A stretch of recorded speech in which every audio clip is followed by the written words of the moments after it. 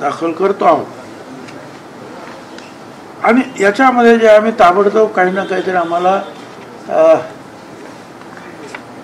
सवलत मिळायला पाहिजे, याच्यामधून काय म्हणतात सवलत मिळाली पाहिजे किंवा निर्णय झाला पाहिजे लवकरात लवकर. याचं कारण असं आहे की 2 तारखेला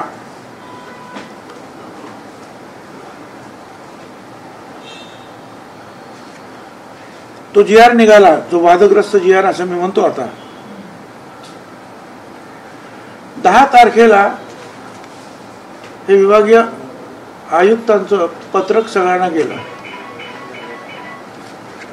विशेषतः कुणाला गेलंय ते मराठवाड्यामध्ये.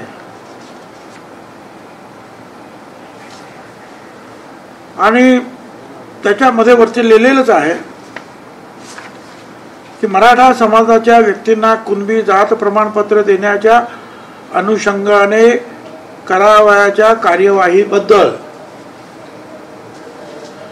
आणि मध्ये वेगवेगळे जे आहे तुमचे जे आहे ते शासन क्रमांक वगैरे पत्रकाचे क्रमांक वगैरे सगळे ते दिलेले आहेत. आणि पुढे जे आहेत पुढे पत्रक तुम्हाला मी देतो ते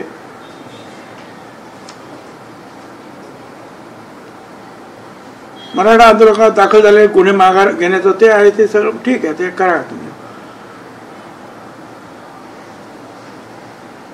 पण विशेष म्हणजे मराठवाडा मुक्तीसंग्राम दिनानिमित्त जिल्हास्तरीय आयोजित करण्यात येणाऱ्या ध्वजारोहण समारंभानंतर पालकमंत्री महोदय यांच्या हस्ते 2 सप्टेंबर 2025च्या शासन निर्णयान्वये, म्हणजे आता 2 तारीख झाली, शासन निर्णयान्वये मराठा समाजातील काही व्यक्तींना कुणबी मराठा कुणबी मराठा जात प्रमाणपत्र वाटप करण्याचे नियोजन करण्यात यावे. 2 तारखेला निघाला. आता ताबडतोब 10 तारखेला त्यांचं म्हणणं वाटप करून टाका. पालकमंत्र्यांनी तिकडे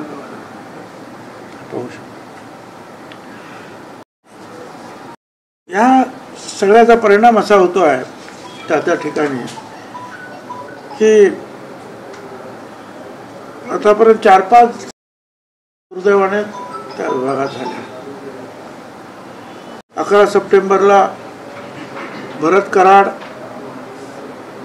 रेणापूर तालुक्यातील या तरुणानं ओबीसी आरक्षण संपुष्टात येतंय म्हणून आपलं जीवन संपवलं. 14 सप्टेंबरला गोरख नारायण देवडकर त्याच कारणावरून त्याने आत्महत्या केली. त्याच दिवशी हा नाथापूर गावातील आहे, बीड जिल्ह्यातील. आणि त्याच दिवशी नागनाथ कांगणे महालिंगी तालुका कंधार याने आत्महत्या केली. आणि 15 सप्टेंबरला धनंजय नाथा गोरे हस्तपोखरी तालुका अंबड याने आत्महत्या केली. माझी एक तर सगळ्यांना विनंती आहे, समाजाला, ओबीसी समाजाला, भटक्या विमुक्त, कृपया या आत्महत्या करू नका. आम्ही पूर्ण ताकदीनं आपलं आरक्षण वाचवण्याचा प्रयत्न करतो आहोत आणि आम्हाला खात्री आहे की याच्यामध्ये आम्हाला निश्चितपणे यश मिळेल. पण ही सुद्धा मागणी मी केली की जे आत्महत्याग्रस्त जे काही कुटुंब आहेत त्यांच्या कुटुंबात आत्महत्या झाली आहे, इतर समाजाच्या सुद्धा काही आत्महत्या झाल्या, त्या समाजातील आत्महत्या झालेल्या कुटुंबाच्या व्यक्तींना काही आर्थिक मदत आणि सरकारी नोकरी देण्यात आली. हाच नियम जो आहे हा इथे सुद्धा लागू करावा ओबीसीच्या बाबतीत. हे जे होत आहे ते आपण मगाशी तुम्ही त्याप्रमाणे हे पहा, मराठा कुणबी हाताने लिहिलेला आहे, सरळ सरळ. हा ओरिजिनल दस्तऐवज एक दाखवतो तुम्हाला मी, तुम्ही नंतर पहा. खोडून लिहिलं आहे, हाताने लिहिलं आहे.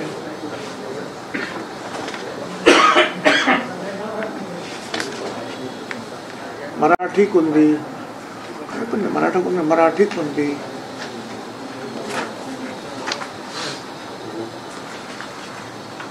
मराठा कुणबी हातात लिहिल्या, हस्ताक्षरशाही सगळ्यात फरक आहे.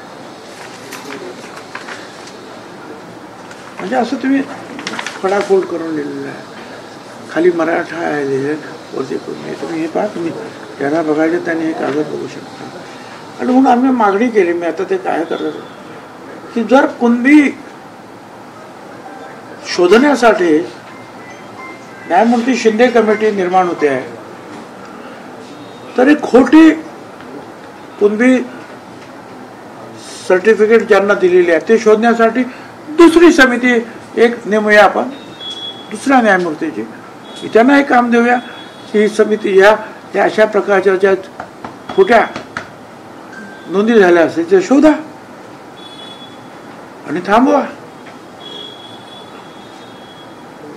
आणि ओबीसी समितीचा तो अधिकारच आहे की ओबीसीच्या या गोष्टीचं सगळं संरक्षण करणं.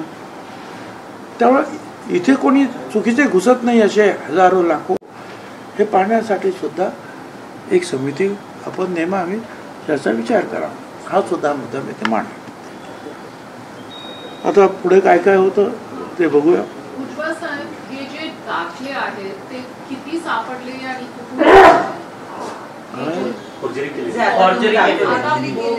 बोगस जे दाखले किंवा नोंदी आहेत ते किती सापडले आणि कुठून सापडले? अहो, हे जे आहेत ना, आम्हाला तिकडचे जे आहेत ना त्या विभागातील ऑफिसमधल्याच लोकांनी पाठवून दिले. ऐकून घ्या, ते जर मला माहिती असतं एक लाखो लोकांचं, त्याच्यासाठी तर मी समिती नेमायला सांगतोय ना. They must be in lakhs. पण हे नोंदी आहेत, रेकॉर्ड आहे. अरे ते खोटं लिहिलेलं आहे त्याच्यावर, मराठा समाजावर सरळ सरळ खोटं लिहिलेलं आहे. पहा ना तुम्ही. पण ज्या कुणबी नोंदी खऱ्या असतील त्याला आपला आक्षेप नसतो.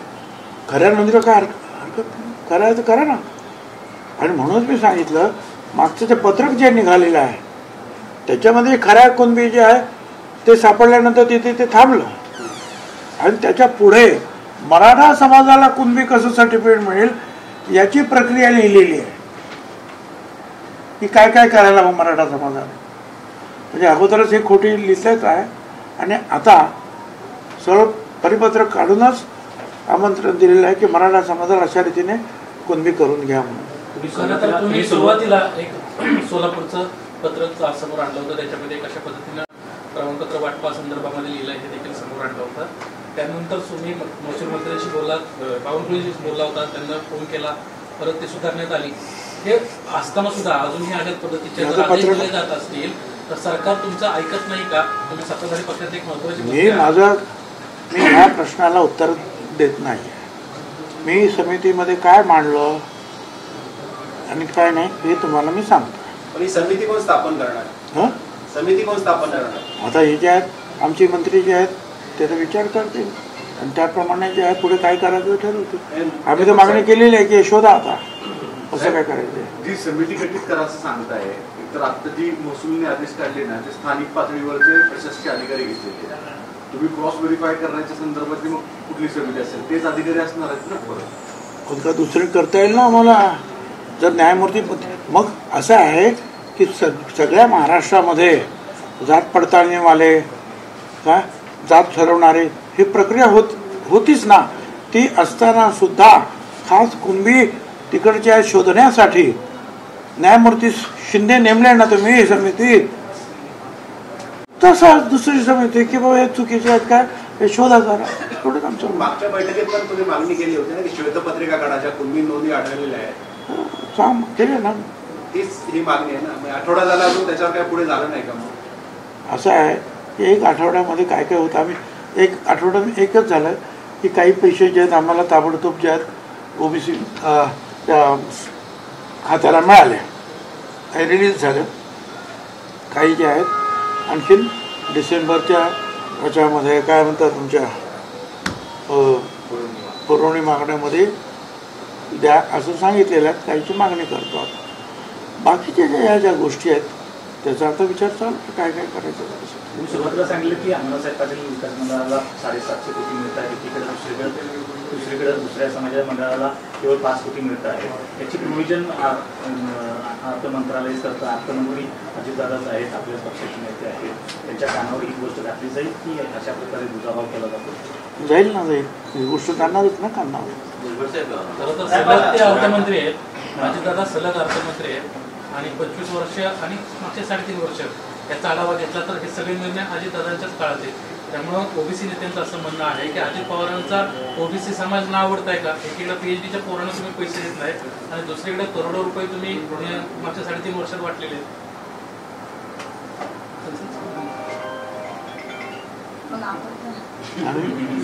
लक्ष्मण असं त्यांनी मला माहिती दिली की असं असं लोक म्हणतात.